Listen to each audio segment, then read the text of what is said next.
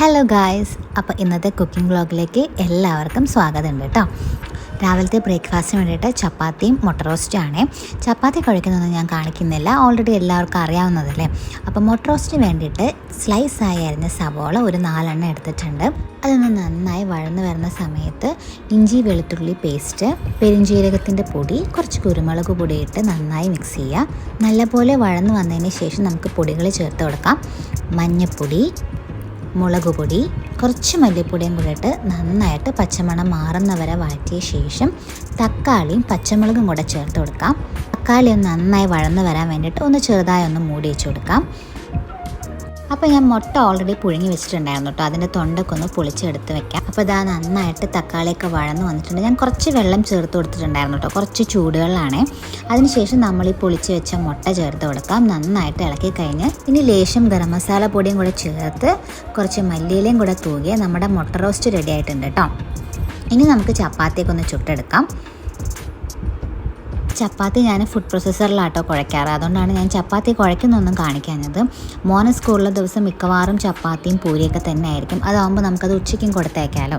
അപ്പോൾ ചപ്പാത്തിയൊക്കെ റെഡിയാക്കി ഞാൻ ലേശം ബട്ടറൊക്കെ ഒന്ന് തേച്ച് കൊടുക്കുന്നുണ്ട്. അതിനുശേഷം മോൻ്റെ ലഞ്ച് പാക്ക് ചെയ്തു, അവനുള്ള സ്നാക്സും വെള്ളമൊക്കെ ഒന്ന് പാക്ക് ചെയ്തു. അങ്ങനെ അവൻ്റെ കാര്യങ്ങളൊക്കെ കഴിഞ്ഞു.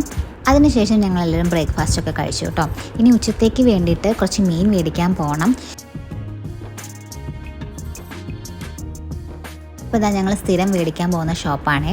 അവിടെ ഒരുപാട് മീനുകൾ വന്നിട്ടുണ്ടായിരുന്നു കേട്ടോ. ഞാൻ കുറച്ച് ചെമ്മീനും പിന്നെ ഒരു ഏരി മീനാണ് കേട്ടോ വാങ്ങിച്ചത്. അടിപൊളി ഫ്രഷ് മീനായിരുന്നു, അതുകൊണ്ടാണ് അത് മേടിച്ചത്. അപ്പോൾ അത് കുറച്ച് വറക്കുകയും ചെയ്യാം.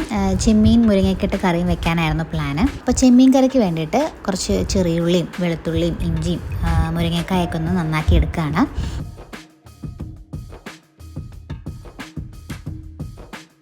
അപ്പോൾ ഇതാ മീനൊക്കെ കഴുകി വൃത്തിയാക്കി എടുത്തിട്ടുണ്ട്. അപ്പോൾ ഇതാണ് കേട്ടോ ഏരി മീൻ. ഞാനും ഫസ്റ്റ് ടൈമാണ് വാങ്ങുന്നത്. ഇതിന് മുന്നേ ഞാൻ കഴിച്ചിട്ടുണ്ടോ എന്ന് അറിഞ്ഞൂടാ, വാങ്ങുന്നത് ഫസ്റ്റ് ടൈമാണ് കേട്ടോ. പിന്നെ കുറച്ച് 1/2 കിലോ ചെമ്മീനും കൂടെ മേടിച്ചു. ചെമ്മീന് വേണ്ടി മാങ്ങയും മുരിങ്ങയ്ക്കൊക്കെ നല്ല ക്ലീൻ ചെയ്ത് എടുത്തിട്ടുണ്ട്. ഇനി നമുക്ക് മീൻകറി വെക്കാൻ തുടങ്ങാം. അപ്പോൾ ഒരു ചട്ടി വെച്ച് ആദ്യം നമുക്ക് ഈ മുരിങ്ങയ്ക്കയും മാങ്ങയ്ക്കൊന്ന് വേവിച്ചെടുക്കാം. ചെമ്മീനും കൂടെ ഇട്ട് കൊടുക്കണം കേട്ടോ. അത് 3ഉം കൂടെ ഇട്ട് കുറച്ച് മഞ്ഞൾപ്പൊടിയും കൂടെ ഇട്ട് നന്നായിട്ടൊന്ന് വേവിച്ചെടുക്കാം.